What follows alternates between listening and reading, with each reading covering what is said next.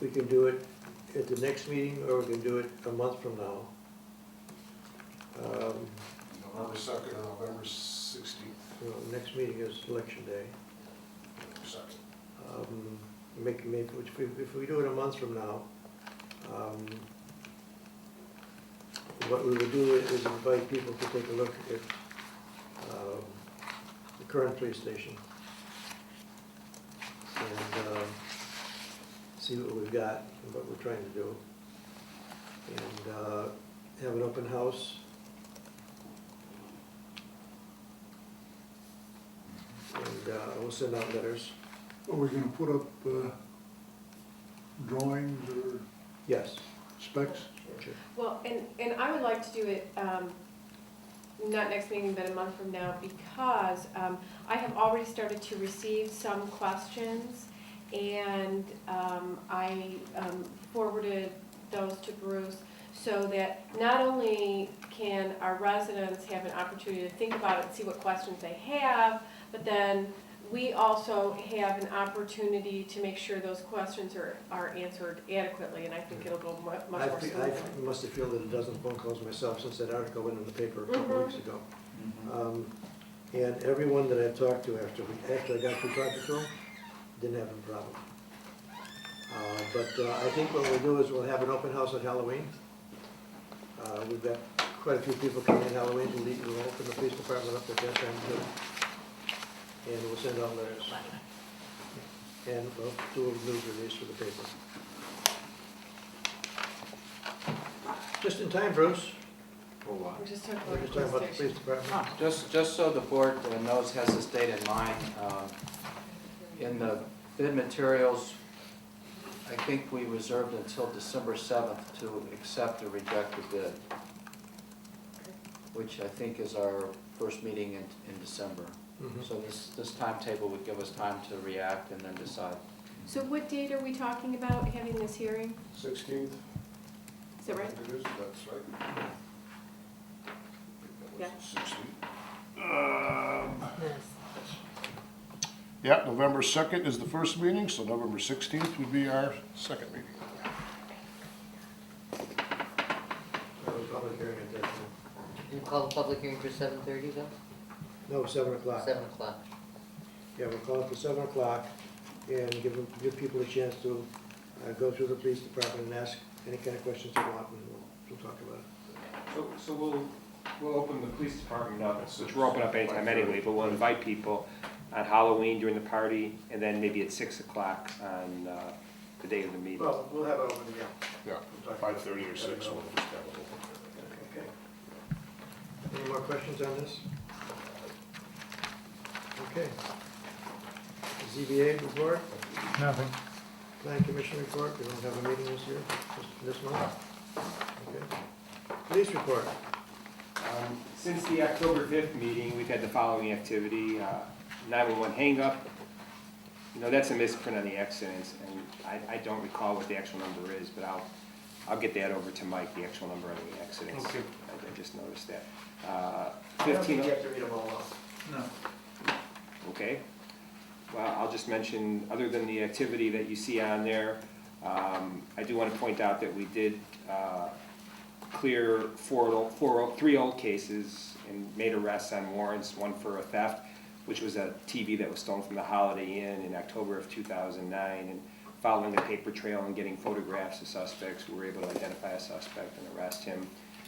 Same with the theft of and use of a credit card from Discover. That was an employee at Discover who stole a credit card from there and used it elsewhere. And through some photographs, we were able to identify him where he used the card. And we had a domestic battery case that was reported after the fact. It occurred in April of 2010, but after the fact, it was reported.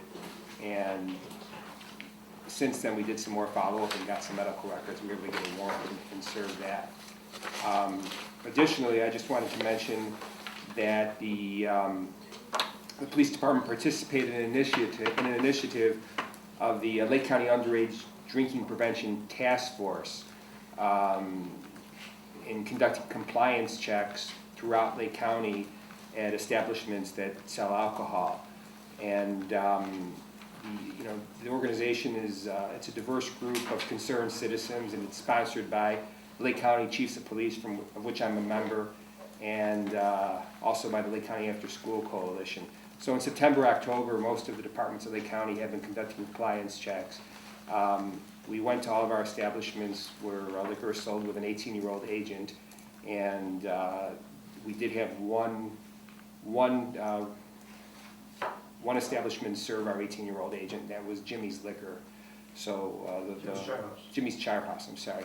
And the bartender was cited by us, and the violation was reported to the Liquor Commission. And as we speak, we're doing, separately, we're doing compliance checks for tobacco. As a matter of fact, they told me just as I was walking over here that they finished the compliance checks, and no tobacco was sold to our agent. So I'm pleased to report that everybody was in compliance. And that's the police report. Any questions for police department? Fire department? We had a busy first half of the month. 29 calls total, 4 fire calls, 2 car accidents, 19 requests for the paramedics, and 4 in the other category. The only other thing I'd report is that I think it was Friday night, we had a little excitement. We had a report of an oven fire in the residence across from Rose on Duffy Lane, and a 14-year-old home. When the apparatus went en route, there were 2 engines, a truck, an ambulance, and a command car that went en route. We take it serious, and they had additional reports that they now had 3 reports from neighbors that the fire was out of the oven and it was a kitchen fire. So we upgraded to a full structure fire response. We had 6 engines, an aerial ladder, a squad, 4 ambulances, and 4 chiefs headed toward the house. And fortunately, when they arrived, despite a report that the 14-year-old may be trapped, it was still nothing but an oven fire. The fire was out, and everything was fine.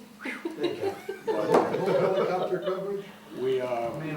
It gives you a little insight into how we react when we get good information, or what sounds like good information. It wasn't in this case. We react quickly because the help needs to be there quickly. Sure. Better safe than sorry. Yeah. Just give it back. Thank you. Mayor, I also want to report that This morning, at about 9:30, they did close Deerfield Road. I'm sure most of you have probably driven that way. So we didn't have any problems during the morning rush because it was closed after the morning rush. And I didn't observe any problems. I was around a little bit during the evening rush. And I expected more traffic on Lake Cook than I actually saw, but it wasn't too bad. We'll see how tomorrow morning's rush is. This will be going on till Friday. Till Friday, yeah. If I could, I'd like to add too that I was over there at 7 a.m. and I want to thank Pat for the way he's worked with these people. They were very cooperative. They could not have done anything more than what they did. They want to do anything they can to help us out and make sure we get through. And I also wanted to report, I forgot, it would have been on my list, but we had one resisting arrest where one of our officers was minorly injured. He hasn't missed any work, so he's fine. But he did have to go see the doctor for his knee when we were tackling the subject who was running away from us. Village Attorney report. The last time we talked about proceeding with the annexation of 2 of the 4 properties over by Stony Lane. I understand that the second owner did come in with their check, so now we're set to go, and just let the board know that we'll be able to proceed with that annexation. I think we'll have an ordinance. I don't know if at the next meeting we have to, I realize now we have to redo the annexation map because we have to have a map that just deals with the 2 properties. So as soon as we can get that done, we'll prepare an ordinance and have You're that. talking about Pantley came in. Hockman. Hockman and the Estonian house we have collected from now. Okay, comments by the president. The Emerald Site Services has been aborted. We had long discussion with the owner of the property on Wiggum. Strenuously object. Okay. No kidding. And